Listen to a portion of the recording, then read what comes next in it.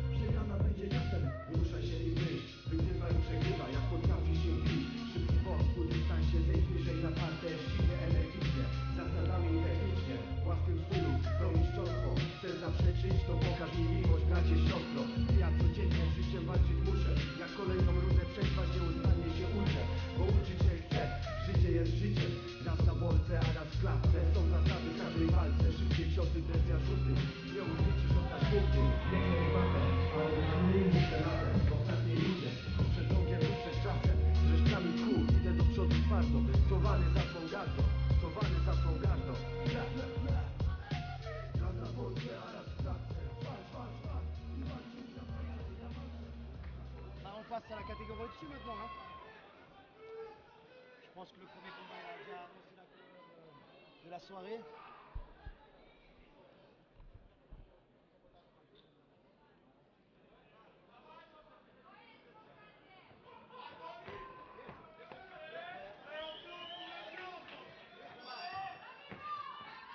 Et c'est parti.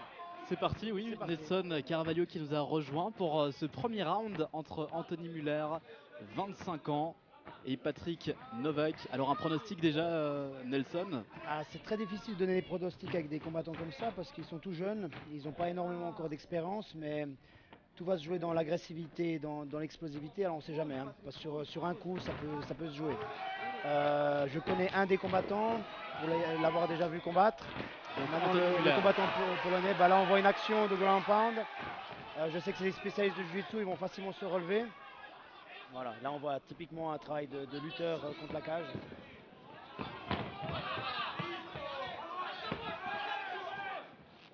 Là ça démarre très très fort dès le premier round. Hein.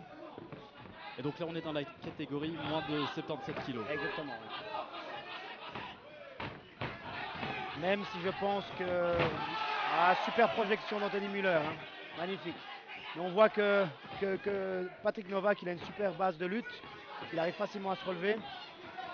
Mais voilà, ça se passe, c'est très explosif, ça va sûrement se jouer sur le cardio et sur le mental. Hein. S'il continue comme ça les 3 rounds, ça va promettre du spectacle. Et c'est quoi l'entraînement qu'il faut préconiser pour se préparer? au Bah, mieux?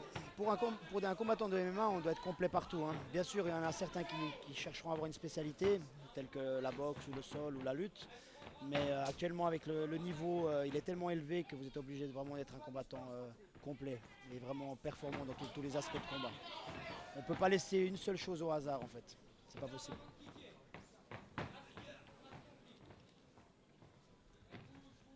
Là, ils prennent vraiment le temps pour récupérer un petit peu parce qu'il y a quand même de bons échanges.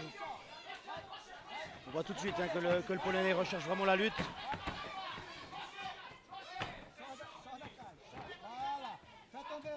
On entend le coach. Voilà, ça c'est vraiment un travail de cage, de contrôle de la cage, typique des lutteurs qui mettent la pression avec le corps pour pouvoir soit amener au sol, soit placer des genoux, comme on le voit là. Là c'est vraiment une phase de clinch, hein, pur lutteur. Contrairement à la boxe taille, on va plutôt chercher à clincher au niveau de la tête. Bien sûr, on a des phases de ce style-là, mais plus, il y a plus d'échanges.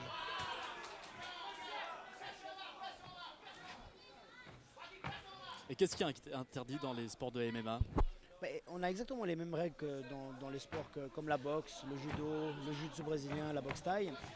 Tout ce qui est pique aux yeux, frappe dans les parties, frappe dans la colonne vertébrale et autres, tout ça c'est totalement interdit. Voilà, on voit une super projection et là il y a un contrôle. Là il effectue des frappes pas super puissantes mais qui permettent quand même de contrôler. Voilà. Là il essaie vraiment de l'immobiliser contre la cage pour l'empêcher de se relever, hein. Là il fait un super travail pour se relever, c'est vraiment magnifique. N'oublions pas qu'aujourd'hui les coudes sont autorisés. Alors c'est quelque chose qui est très stratégique, hein. Si on sait bien travailler avec les coudes au sol, ça peut vraiment changer de côté le combat. Super coup de pied au corps. Ça a bien résonné, hein, on l'a Ça a bien entendu. raison, ça a bien claqué. Mais il n'a pas l'air d'avoir accusé le coup, hein. Il continue normalement. Voilà, encore une projection. Il essaie de passer la garde. Voilà, vous voyez Anthony Müller qui essaie de faire vraiment des techniques de jiu-jitsu. Fermer la demi-garde. Voilà, voilà, il contrôle bien. On entend bien le coach qui demande de bien contrôler, de bien Les coachs qui respirer. sont très présents hein, d'ailleurs. Oui. Hein. Là, imaginez-vous que c'est comme un jeu de PlayStation, hein. Les coachs ils sont manettes et les combattants ils doivent agir, hein. Voilà, il contrôle, il essaie une clé, il est en train d'essayer de le renverser, voilà. Il remet la garde. Super travail des deux combattants, hein. Magnifique. Au vu du nombre de combats qu'ils ont vraiment un très haut niveau, hein.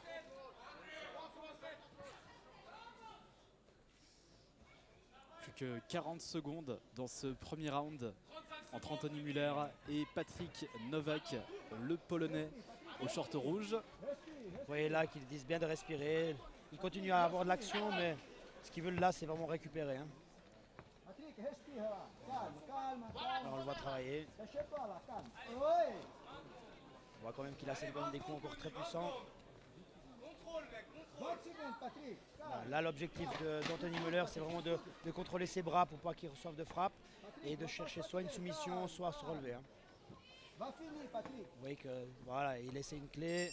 Voilà, le premier round, c'est fini, hein. Superbe premier round, hein.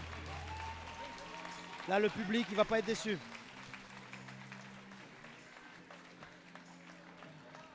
Maintenant, la question va être si les deux prochains rounds seront autant explosifs. Là, on voit bien sûr, c'était un round de 5 minutes. Et maintenant, ils ont vraiment 1 minute pour pouvoir respirer, recevoir les consignes des coachs, pouvoir boire un petit peu d'eau. En général, ils donnent tout dans le premier et c'est plus dur pour les deux derniers ou pas? Non, alors tout dépend, on va dire, l'expérience du combattant. Il y a des combattants qui arrivent à faire 5 rounds à 100%. Mais voilà, tout va dépendre de sa préparation et suivant les coups qu'il reçoit, ça accuse beaucoup sur le cardio aussi, hein. Il ne faut pas oublier, hein. Des fois un combattant il peut être préparé, il peut être au top de sa forme et il reçoit quelques coups bien placés et là le cardio il réduit peu à peu.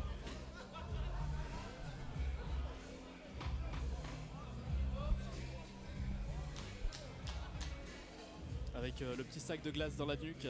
Voilà, c'est pour redescendre un peu la température du corps en fait, c'est vraiment pour ça. C'est vraiment très stratégique, hein. Tout est calculé, il n'y a rien qui est au hasard, hein, comme je vous l'ai dit plus tôt. En général, on frotte le torse, derrière la nuque pour vraiment redescendre la température du corps sur la tête. En même temps, ils redescendent les pulsations cardiaques, ils respirent et c'est parti. Hein. Deuxième round.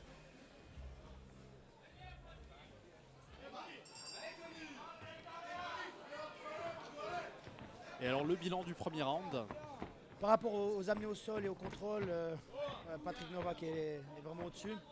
Maintenant, stratégiquement parlant, si c'était mon élève, je lui demanderais de continuer à mettre la pression et à son tour de le mettre au sol et de contrôler pour gagner le deuxième round et faire la différence sur le troisième. Voilà, on a vu de nouveau une amenée au sol. Et là, il va stabiliser pour continuer ses frappes. Voilà, il y a les coups de coude, comme vous avez pu voir. Il a une bonne contrôle au niveau de la nuque pour faire une soumission. Là, ce qu'on appelle un anaconda choke. Voilà. Il va essayer de renverser, superbe. Et il se relève, magnifique.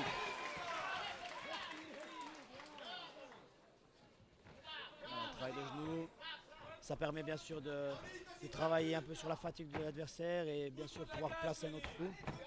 Voilà, il le contrôle comme son coach l'a dit directement. Vous avez vu, il a réagi, il a contré contre la cage. C'est toutes des phases qui fatiguent énormément. Voilà, de nouveau une super projection. On voit vraiment qu'il a des aptitudes de lutteur assez exceptionnelles. Ce qui est caractéristique souvent des pays, la Pologne, la Russie, etc. Là, vous avez vu, il a placé un genou. Dès qu'il a baissé la tête, il a remonté avec un genou à la tête. Voilà, il contrôle. Super genou au corps. C'est tous des coups qui peuvent facilement faire baisser le cardio et fatiguer l'adversaire ou même terminer le combat. Un coup au plexus ou un coup au foie, ça peut être radical. Voilà, là il cherche un single leg. Mais Patrick Novak a de nouveau réussi avec son explosivité à le renverser. Alors que c'est son premier combat professionnel. Son premier, plus. Je pense qu'il a une grande expérience en lutte. Hein. C'est souvent le cas des personnes polonaises ou des pays balkaniques. Ils ont énormément d'expérience en lutte ou en sambo. Et bien sûr, ou en amateur, ils ont énormément de combats. Et bien sûr, quand ils arrivent en professionnel, ils ont un avantage sur les Européens. Là, pour son premier combat pro, c'est assez impressionnant. Hein. Je pense qu'il a déjà dû faire énormément de combats en amateur ou dans d'autres disciplines.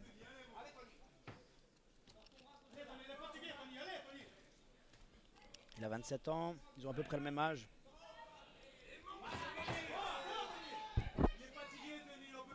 J'ai pu lire qu'on mettait de la vaseline sur leur tête, c'est juste? Oui, alors c'est pour simplement éviter les coupures plus rapides. Comme en boxe anglaise, hein, vous retrouvez on met de la vaseline.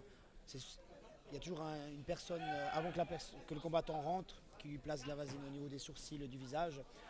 Ça évite comme des coupures sur des coups de poing ou sur des coups de coude. Ça préserve, vous voyez là son visage qui brille quand même. Voilà. Il est totalement interdit d'en mettre sur le corps. Parce que comme vous voyez, il y a beaucoup de phases de lutte et de clés pour pas que l'adversaire glisse. Hein. Ça, c'est totalement interdit. Voilà une des règles importantes, interdiction de mettre la vaseline sur le corps. C'est simple, là, si vous retrouvez un pur striker contre un pur lutteur, le striker, celui-là qui est essentiellement debout pour donner des frappes, il met de la vaseline sur le corps, il sera avantagé sur le lutteur qui va essayer de le saisir, le projeter. Voilà, comme vous voyez, il y a toute une phase au sol, des frappes, mais c'est pas vraiment des frappes qui vont faire beaucoup de dégâts, mais au niveau du scoring pour les juges, ça va changer la balance. Alors justement, comment est-ce que les arbitres notent? Alors c'est très simple, hein, c'est-à-dire que sur une domination comme là au sol, sur tout ce qui est projection en lutte, tout ce qui est percussion, si vous voyez que debout, les deux combattants restent debout et que le combattant un domine plus au niveau des combinaisons et des impacts, ça c'est très important. Ensuite vous avez tout l'aspect d'amener au sol. Si la personne maintient l'adversaire au sol, ça compte comme des avantages. Alors comme maintenant par exemple. Maintenant, voilà, ça c'est une totale domination. En plus il lui assène des frappes. Mais il ne faut pas oublier que le combattant qui est dessous peut se relever ou placer une clé type étranglement, clé de bras que vous retrouvez dans le judo ou le jiu-jitsu brésilien. Là c'est vraiment un aspect bien spécifique de lutte. Comme il n'y avait pas assez d'action, là on voit que l'arbitre il relève le combat pour donner plus d'action. Hein. Et que le show il continue. Pour éviter que les combats soient ennuyeux et qu'ils traînent trop au sol. Et le public se réveille d'ailleurs à ce moment-là. Bien sûr. Alors, s'il n'y a pas énormément de combats de public néophyte, s'il ne connaît pas énormément, bien sûr, il ne comprend pas totalement l'aspect du sol ou de ce qui se passe au sol, mais c'est quelque chose qui est très fatigant et très technique, il ne faut pas oublier. Mais bien sûr, le public est toujours habitué aux frappes et au KO, il préfère ça en général.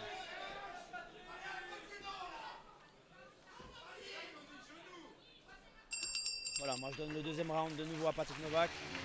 Là, il ne reste plus qu'une seule solution pour Anthony Müller, c'est de chercher la soumission ou le KO. Ce serait le seul moyen pour qu'il gagne ce combat.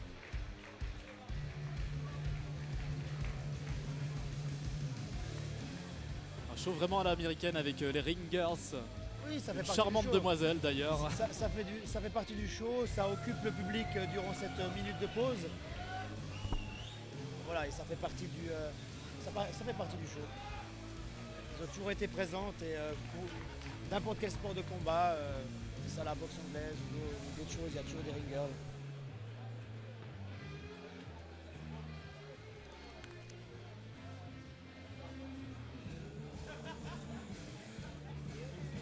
Ça détend aussi l'atmosphère. Exactement. Est très électrique. On va pas s'en plaindre. Entre chaque round, ça devient un petit peu moins électrique, même pour le public. Des fois qui penche plus pour un combattant ou pour l'autre.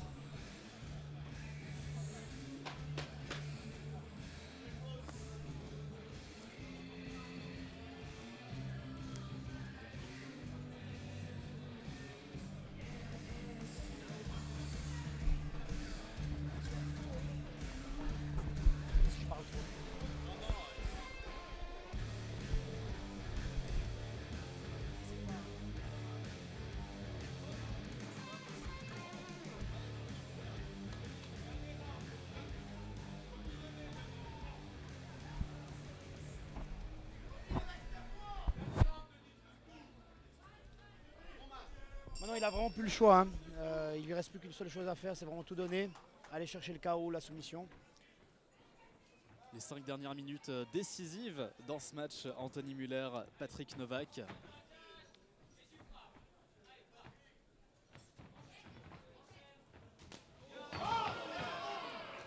Ça, je pense c'est une grosse erreur ce qu'il a fait. Il aurait dû insister, aller chercher ses jambes et surtout pas se retrouver sur le dos. À part s'il veut vraiment tenter une clé. Mais stratégiquement parlant, c'est pas ce qu'il fallait faire actuellement. Si j'aurais été son coach, j'aurais plutôt conseillé de le mettre au sol et de le mettre sur le dos pour pouvoir justement asséner des frappes ou passer la garde pour aller chercher une soumission plus facilement.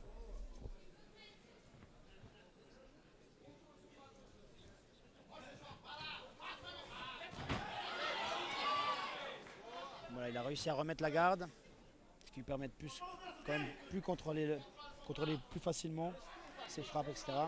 Là, on voit que Patrick Novak est quand même très fatigué. Il ne cherche plus vraiment à faire des frappes qui soient vraiment percutantes. Les deux combattants sont très fatigués.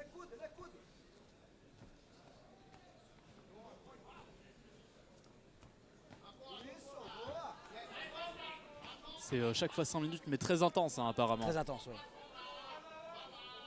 Là, les combattants, à chaque round, ils vont tout donner, comme vous le voyez. Même si vous voyez des phases où ils contrôlent, vous devez dépenser énormément de force et d'énergie.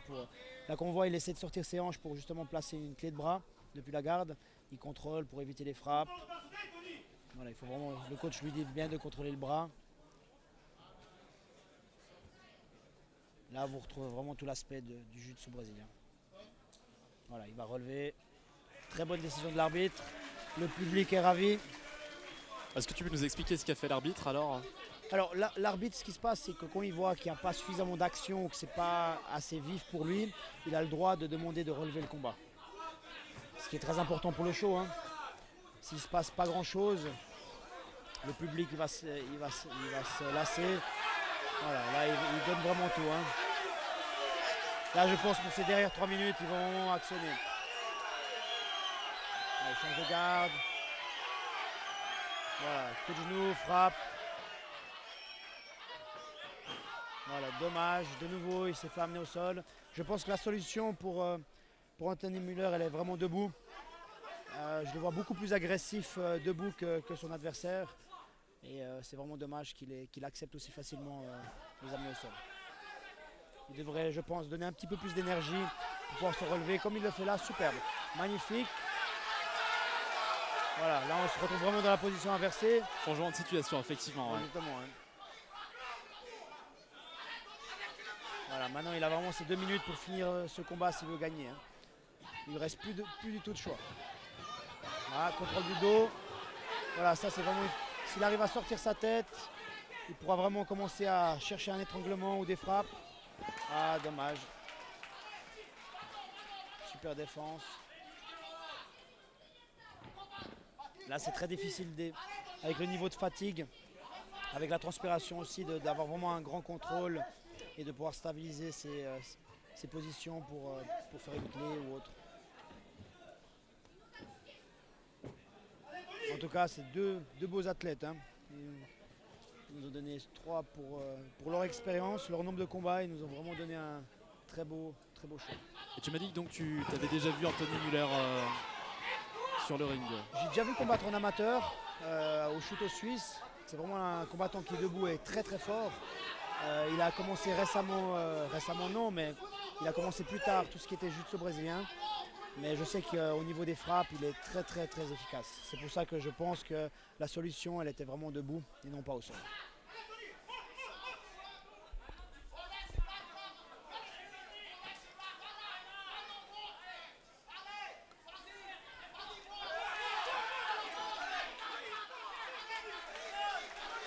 Ah, c'est pour ces 30 dernières secondes, il faut vraiment qu'il donne tout. Vous voyez là, il cherche la solution de l'amener au sol. Donc on va sûrement arriver vers une victoire du Polonais. Ouais, une décision unanime hein, pour moi. Vous voyez qu'il essaie d'asséner des frappes toujours avec les coudes. Voilà, 10 secondes. Là, ils vont vraiment tout donner.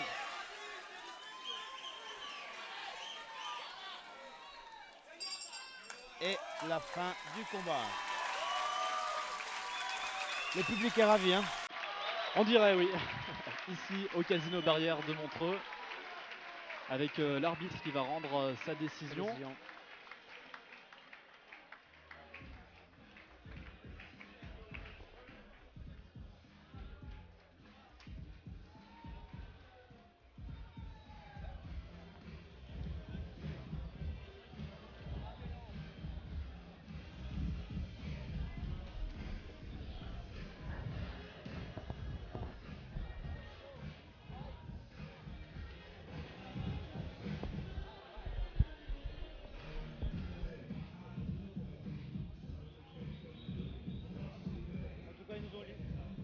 Ils nous ont livré un super spectacle. Anthony Müller n'a vraiment pas à avoir honte de son combat. Il a fait un super show. Stratégiquement parlant, il aurait pu faire d'autres choses. Mais voilà, son adversaire était vraiment fort en lutte et je pense que pour lui c'était très difficile de défendre. D'où l'importance, maintenant on voit au très haut niveau, actuellement les meilleurs combattants sont vraiment ceux qui ont une bonne lutte parce qu'ils peuvent vraiment décider du déroulement du combat. C'est-à-dire que s'ils veulent rester debout, ils vont rester debout. S'ils veulent amener le combat au sol, ils peuvent amener le combat au sol. Et là, si vous dirigez le combat,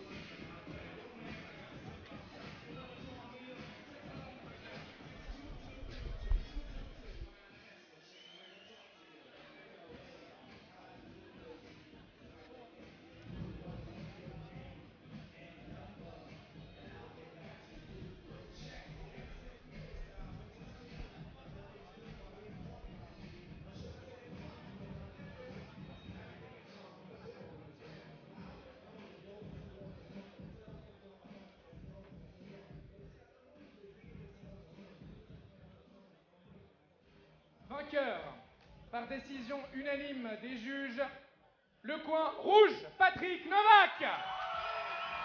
voilà, comme j'avais dit, Patrick Novak, vainqueur par décision unanime. Il n'y avait pas vraiment de surprise.